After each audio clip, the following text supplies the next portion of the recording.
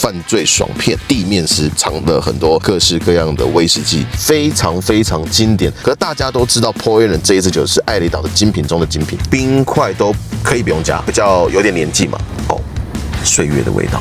沙龙一出现，所有的妹都靠过来，随便一支都4、5万台币起跳。其实我觉得他要表现他自己的品味，还有彰显他在这个社会的地位。Hello， 大家好，欢迎来到有酒有故事。好，不见得有酒才会有故事，有雪茄会有很多故事。我是孩子，今天我们来聊一下去年有上映一部犯罪爽片《地面师》。其实除了剧情好看以外，细节还有藏了很多各式各样的威士忌，几乎这些威士忌都是梦幻清单。地面师这一部应该是我这几年我看过最棒的日本的影剧，所以就是说它的剧情背景就是房屋诈骗嘛，然后金额高达100亿日币，而且里面它拍摄手法、节奏我都觉得都超棒。那只要有看过的人，应该就是会对它印象深刻，尤其是尼姑那一篇，对不对？白天看起来就是一个正常的尼姑，晚上出去竟然约了很多的牛郎，就好像我们现在最近的案子，对大陆的那一个高僧，我靠，他也是赚了非常多的钱，他确实有。养了几个女人，还有一些私生子，但是不知道他有没有喝威士忌。如果有的话，我也蛮想看他的梦幻清单是什么。哈里森的清单，我跟你讲，他们里面出现了12款的威士忌啊。这12款威士忌，其中第一款葛兰利威20年1960的版本，它现在大概价钱呢，可能就是大概在4、5万块台币左右。可是这是我们去查的官网的价格。以1960的葛兰利威来说，远远可能就不只是这个价位了。很经典的波摩的海鸥标，1965年的版本。那波摩这支酒啊，很有趣，就是说他们旧的版本啊，有什么海鸥啊，还有海龙啊，然后像这种旧瓶式的，是算很经典的一个老味道。他们有一个独特的那一种皂香，很多艾雷岛威士忌是没有的。我觉得这个如果有机会收藏个1、2瓶，然后来喝喝看。还有第3支出现的是麦卡伦18年的1972年的版本。那因为麦卡伦18年大家都知道嘛，很经典。现在新的一支大概价钱就在9000、1万台币。然后可是因为它是1972年的版本，然后旧式的庄园的标，所以它的价格确实就比较高，可能大概会落在19至20万左右。那因为是属于雪莉风味，所以它的黑樱桃或者是它那种香料味就会很不错。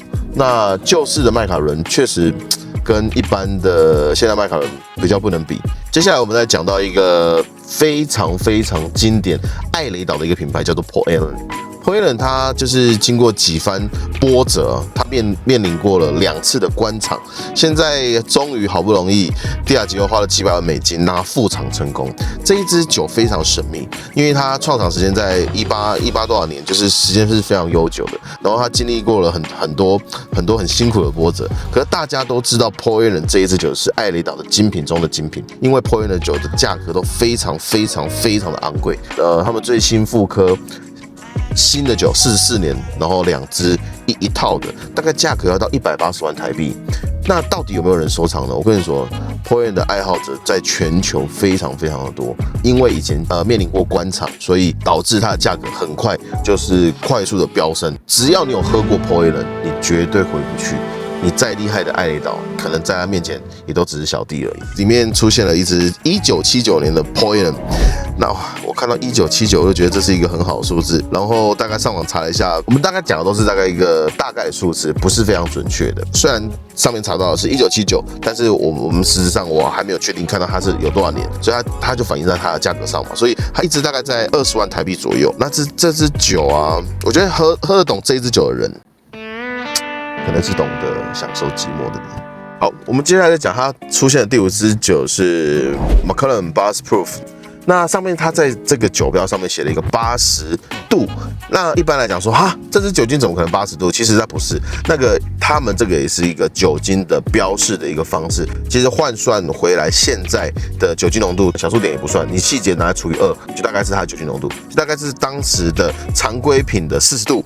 那喝起来就是一个麦卡伦最经典老的风味，因为我自己也收了很多，大概有75 proof、80 proof 的这一系列的威士忌。我自己在喝的时候，我觉得就是如果是单纯的品饮，甚至连冰块都可以不用加，因为为什么？它是一个最纯粹、最经典，它已经帮你兑水兑好的一个很好的一个风味，比较有点年纪嘛，岁月的味道。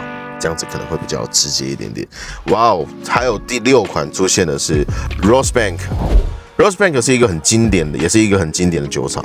那 Rosebank 的20年，现在听说这个版本大概也要台币大概30万。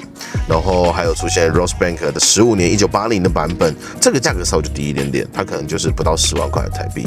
还有后面又出现了那个 Paul Allen 1977 Paul Allen 22年。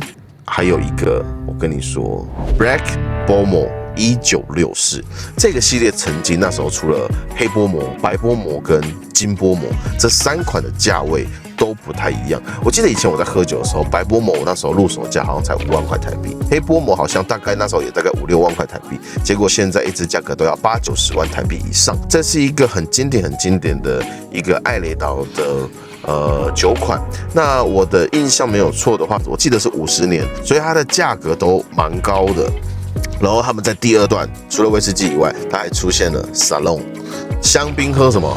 不是只是喝香槟王，对不对？大家有听过 Salon 对不对？Salon 一出现，你知道吗？所有的妹都靠过来，为什么？因为基本的 Salon 新的啦，随便一支都是4、5万台币起跳。那它这个更早，它这个是1999年的年份，它的价格。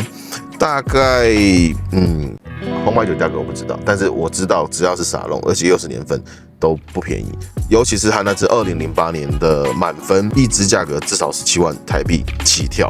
他们在这一个影片里面出现了这么多高贵的名酒，其实我觉得他要表现他自己的品味，还有彰显他在这个社会的地位。毕竟你看他们这个这么专业的诈骗犯，他的头脑也是非常好的，也是有相对的品味，才能够骗到够多的钱。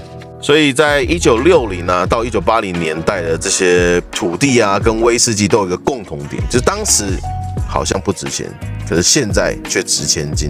所以你觉得哈里森的品味怎么样？欢迎下方留言告诉我。下次再打开一瓶好酒，不知也来想想它的时代跟故事。下次我会准备一些威士忌啊，或者是一些雪茄来跟大家分享，有一些不同有趣的故事。